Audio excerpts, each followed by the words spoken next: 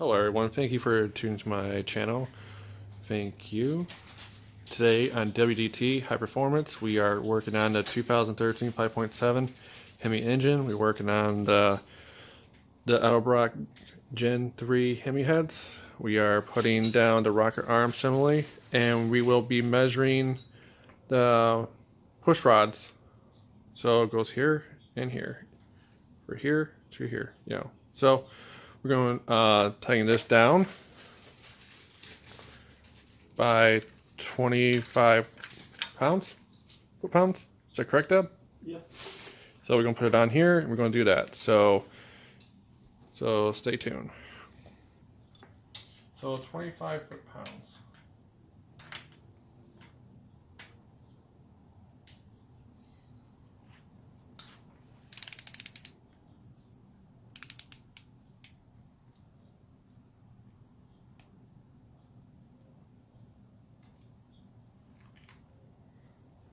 Come on. Good.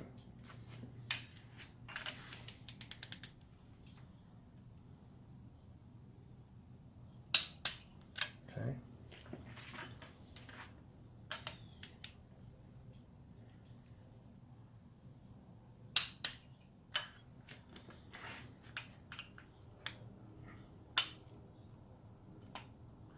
You don't need to tilt the phone, Dad. I told you not to do that. So from here to, alright, try that one. Mm-hmm. So right here. No. To here. Yep. Okay, so I'll make sure. Alright. So over here. Nope. This one. You already did that one. I did. Yeah. Okay, do the top one. Top one right here. Okay, so I'll make sure. So this one will be, what, this one? Mm-hmm. So I'll make sure. So it gets kind of confusing doing a crossing, but yeah. Then this one over here. Mm-hmm. Sorry about that, people. Then here. Mm-hmm.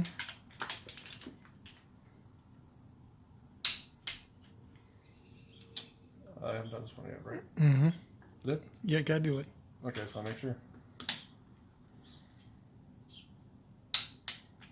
All right.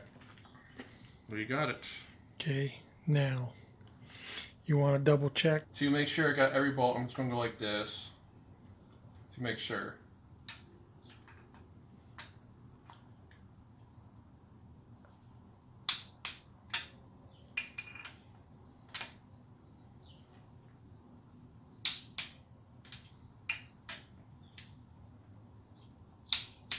Good.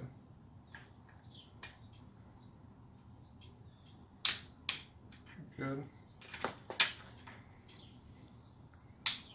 Good.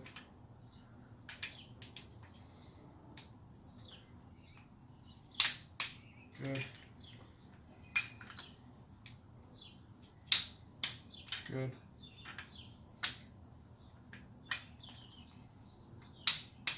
Good.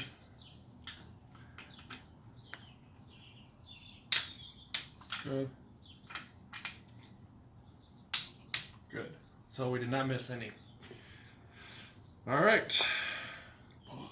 So, okay, we got your intake push rod. You got your exhaust push rod. So your push rod, this one goes here. Your exhaust goes right there. Your intake goes right here.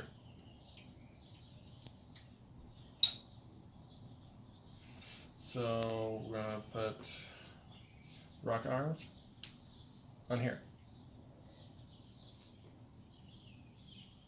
So I'm gonna take this one.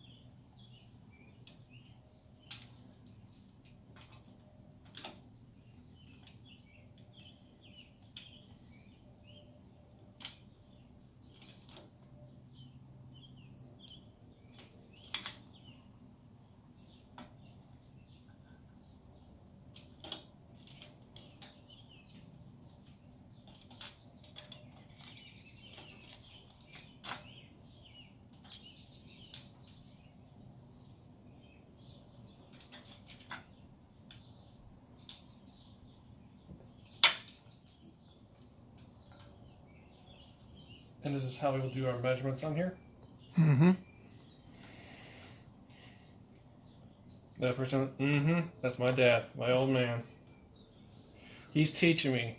I'm still learning, you guys. So bear with me on YouTube, okay? Be nice.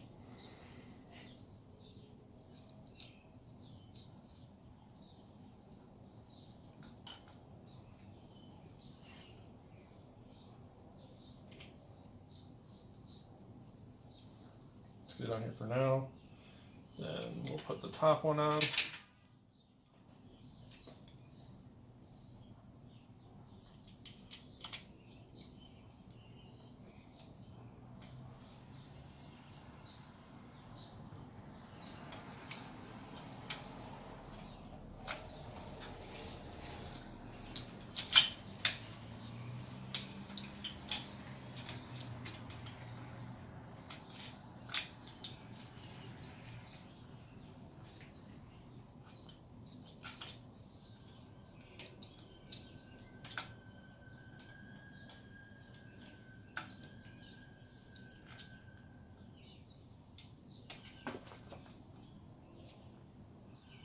That one's in.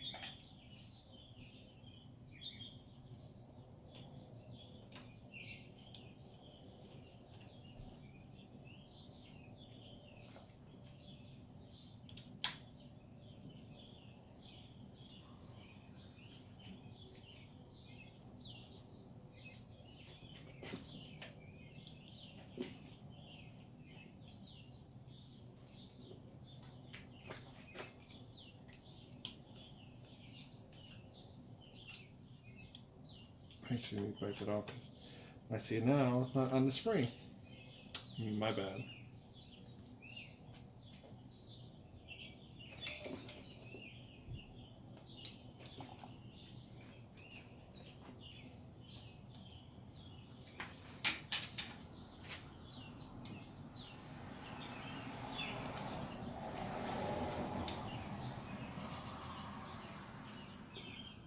See? Hopefully I got it done before I went any further.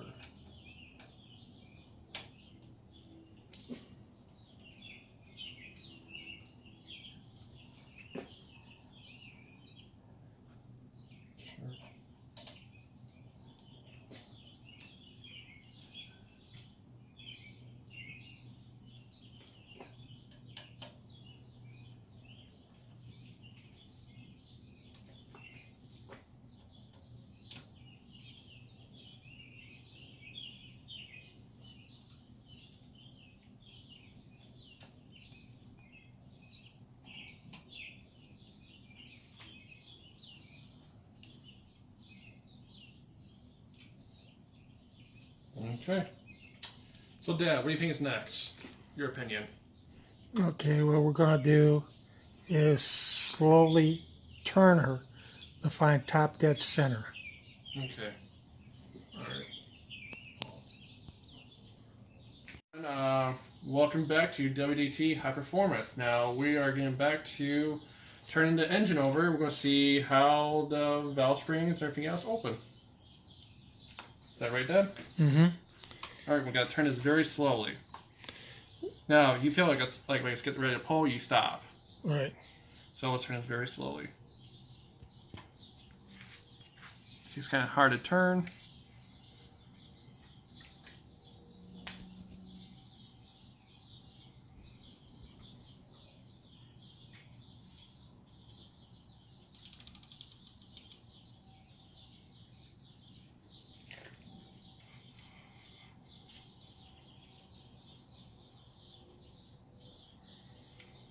I mean, it feels kind of snug already, but it's going smoothly right now.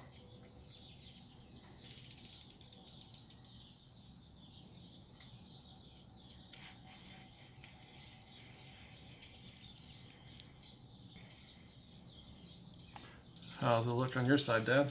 Okay. Look at top dead center. It's almost top dead center right here. Okay. Turn it a little more.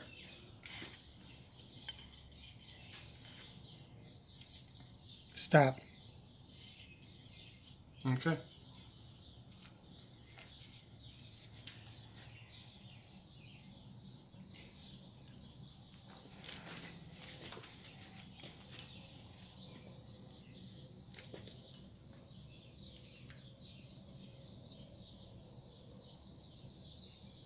So, what are you trying to show the viewers? I'm trying to find top dead center. Here it is.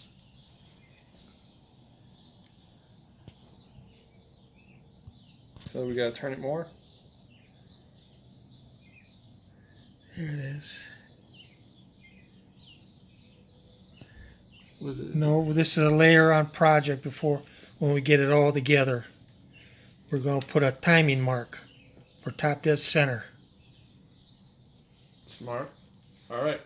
So, what you want me to do next? Now you want to turn it so we can see that exhaust valve open. So turn it the same direction again? Yep, same direction. Of course.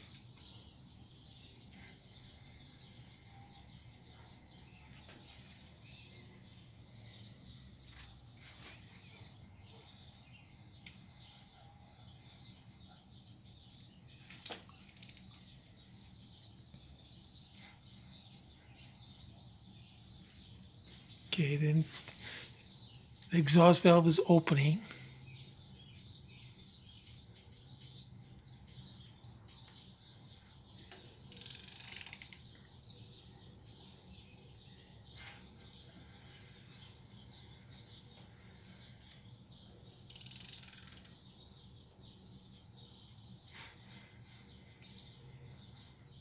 Keep on going.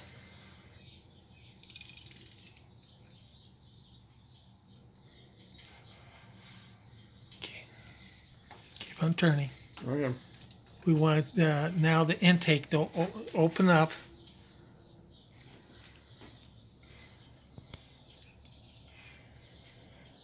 Okay, it's shut.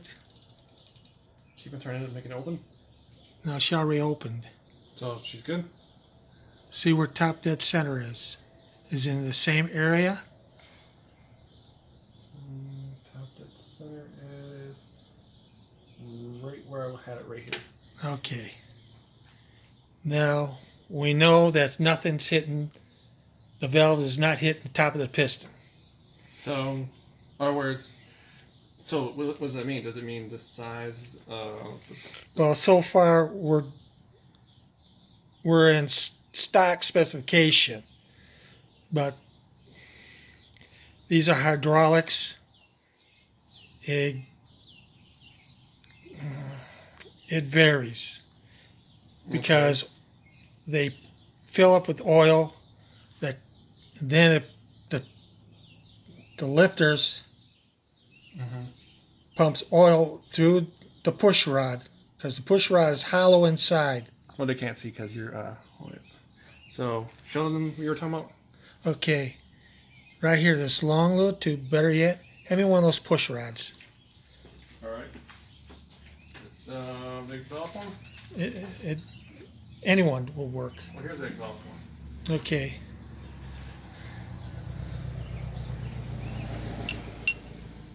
This one right here is your exhaust push rod. Okay. If you can look down the tube, I don't know if you can see it, but you can see daylight through it. And you make sure there's no debris in them or anything, because the oil comes up through the tube, then it goes to the rocker arm. Well, they couldn't see because you didn't have the camera on it. So it goes through the tubes, through here to out to the other side. And it comes up through the rocker arm and fills the rocker arms. Yeah. Now, some of the older models, Make sure you have the camera on here. some of the older Chryslers, they came up through the tubes. Let's see, they come through the tubes here in the old Chrysler motors, and it fills up the shafts, and it comes out through the rocker arms. These come through the push rods, or sometimes both. Sorry about the being blurry right there, you guys. I'm using a cell phone for now. For some reason, I can't find my camera, so I gotta look around for it. But yeah, so The intake push rods, and the intake push rod. yes, sir. And hand me that piece of paper. Already done. If you notice that we have a little tape here, and we marked every one for which cylinder that these push rods came out, and we marked it intake or exhaust. Now I measured the intake, my intake, and it's 6.791. That's the length. That's from tip to tip. My exhaust, they're longer, is 6 inches, 0.089. And that's from Yeah, but it says 8. tip. That's 8 inches, 0.089. This is 6 inches, point. Whoa, you showed down. So This is 6 inches, 0.791. That's the length of that intake push rod. okay. Now, since we got a bigger cam, we want to make sure that we're not going to have problems of the valve hitting the piston. If we have that problem, then we're going to bend valves. Then we have to, that's why we have to measure them. So we will have the right length push rods.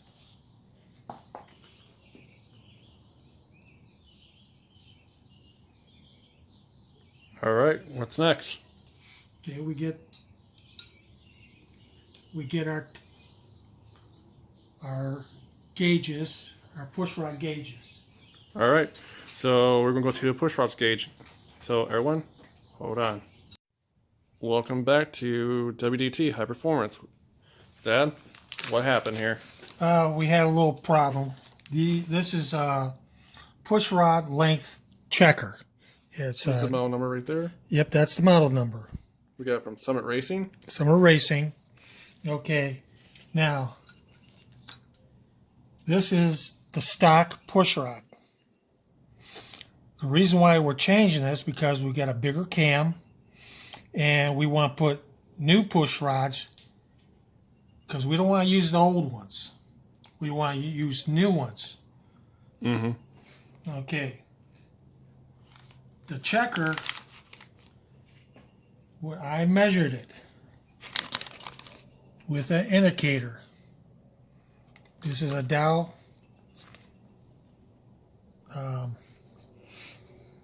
It's a Dow Vertigo. My mouth is dry, excuse me. But to test the pushrod length checker, I wanted to check them, the lengths, against the stock pushrods. Well, you can see They're almost the same almost the size. same, but there's a difference. Yeah, you can see where it kind of stands over. Right. This, your stock one's shorter, this is longer. Okay. Stock pushrods is 6.791. Okay. The pushrod length checker is 6.821. Oh, wow. So we have to get a hold of Summer Racing. Summer Racing and tell them what we have to send us the correct one. We're going to keep this because this can be used for another motor, which it's a plus for us. Because if you're starting building motors and that, you're going to do a lot of different types. These come in handy. This saves you the guesswork. And another thing is, when you're building a motor, which we found out, that you want to change your head bolts. All of them. And on top of that, you want to change your main bolts. Because if you're building a motor that's going to put out over 1,000 horsepower or over 700 horsepower, I don't care what kind of motor it is, how many horsepower you're going to have, you must change the push rods because they are fatigued. Because if you're going to gun on it, burn the tires and all that, you want to beat that guy, it's put a lot of stress on those bolts. And those bolts will snap. And everything's going to break loose. And you're going to be very disappointed. Speaking of that, we do got those bolts. Yes. Actually, I will show it to you right now, actually. All right, here they are. Of course, like I said before, made in America. And the part numbers for that is right there. So we got this from Summit Racing. So let's take a look on the inside.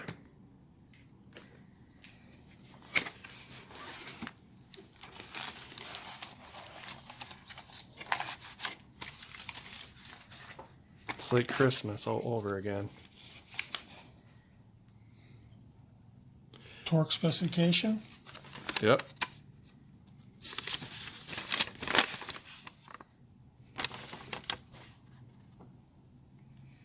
Okay.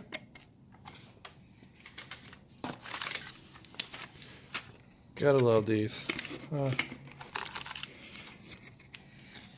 This stuff here, you put this on the bolt, it keeps it from backing out, or it keeps it coated.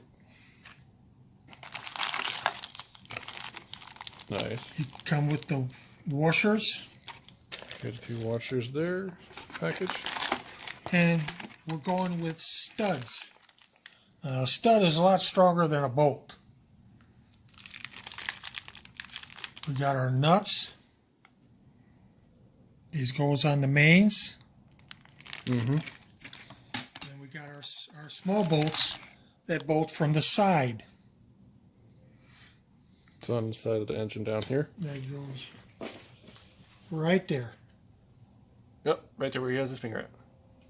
Right there. Awesome. Now, one of our videos, we're going to show you how we did it, because we're going to have to change these out. We want to make sure that this motor ain't going to self-destruct. No, no good. That would not be good. We want our motors to be able to withstand over 1,000 horsepower. And if we build a motor for you, we want you to be happy, We want you to have a good motor that will, if you're a Mopar fan, blow Ford or Chevy away.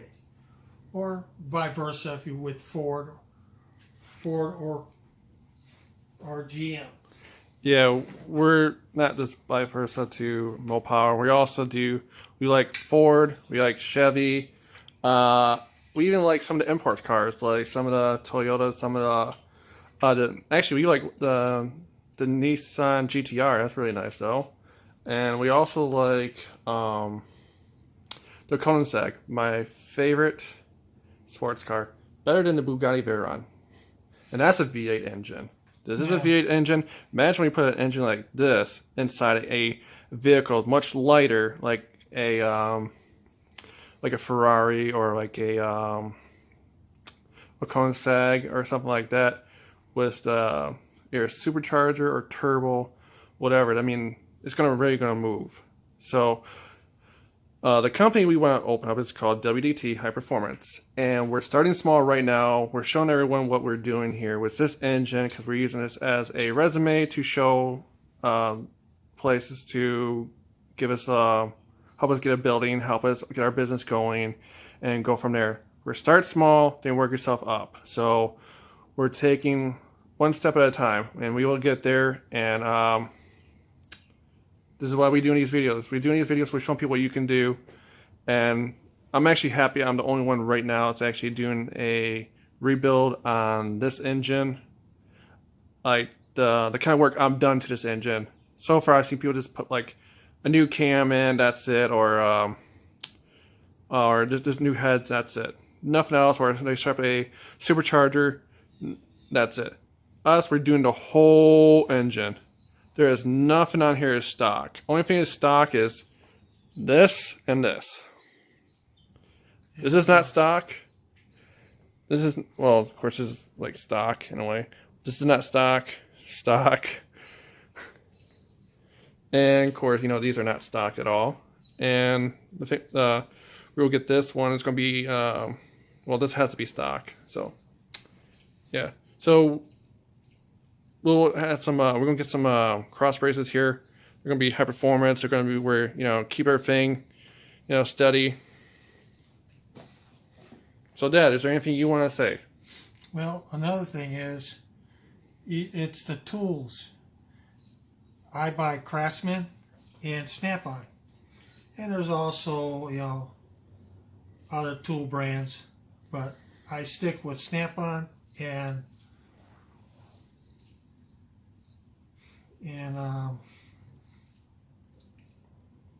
boy, my brain went straight. Craftsman. And sometimes Husky tools. Yep, and some Huskies, but the two tools I like the best, I find from my experience, is Craftsman and Snap-on.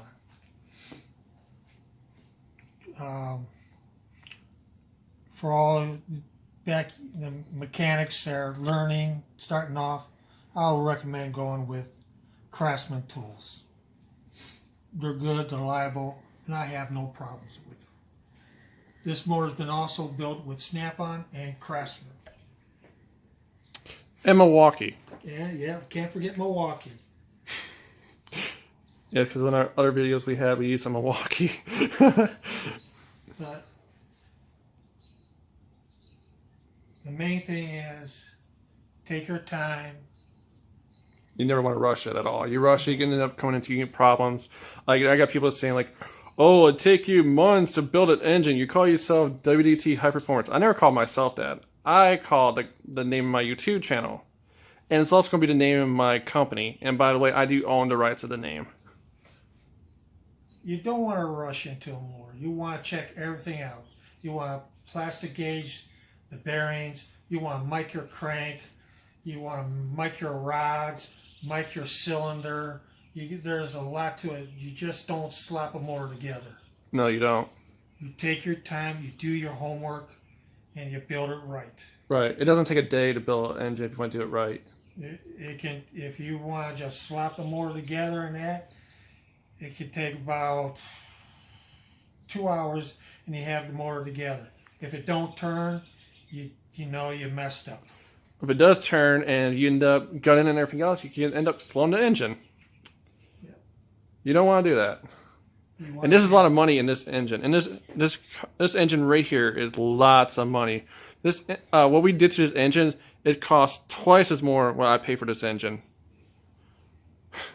That's the funny part. None of this is cheap. None of this is cheap. I love building motors. I like doing stuff like this. To me, this is my way of relaxing. Right. And all you hot rod fans, you Mopar fans, Chevy fans, Ford fans, Pontiac fans, Oldsmobiles, you know about muscle cars, especially the old ones. Oh yeah. You knew that was your baby and you took care of it. You took your time of working on the motor, transmission, rear end. You took your time and you brought it to where you want it, and then you showed it out, and everybody just looks and oohs and ahs and cheering. You done it right. Right. And honestly, with us, we like the big three. You know, we like, you know, Chrysler, Ford, and Chevy. We don't really have a... Well, my favorite is always going to be Mopar. My dad's Mopar too, but we're vice versa to other companies too. But I already said that before, but yeah. I built Ford motors, Chevy motors, Oldsmobile, Pontiac motors. Yeah. My dad's actually teaching me to do this. This is my first time actually building an engine. I mean, I worked on a car with my dad for a long time, but never got a chance to build an engine. So this is actually a good father and son project. I'm learning, he's learning for some new things on it because, you know, this is a newer engine than from the older engines he used to build. But it's almost the same, but, you know. So, Dad, want to wrap this up? Yep. All you people out there that loves muscle cars, any kind of high performance car, I hope you have a wonderful time with your vehicle. And don't be afraid to ask questions. The question that you didn't ask is the dumb one. Right. And the thing is, don't be too afraid to build your own engine. Don't be ashamed. If you make a mistake, you learn by your mistakes. That's a true mechanic. Right there. Hello, everyone. I want to say thank you for watching my YouTube channel, W.D.T High Performance. And thank you for listening to me and my dad. Thank you. We really do appreciate it. And thank you for understanding. We've been taking a while with this engine. And thank you for understanding. Thank you. God bless you all. Please hit like. And please subscribe to my channel. Please click on the bell. And for more notifications, for more info on the 2013 5.7 Hemi engine build. And we really do appreciate it. And please join us on Facebook. Our group is called Wicked Dodge Toys. We'd love to have you. So thank you for watching, and God bless. Take care. Peace, bro. Peace.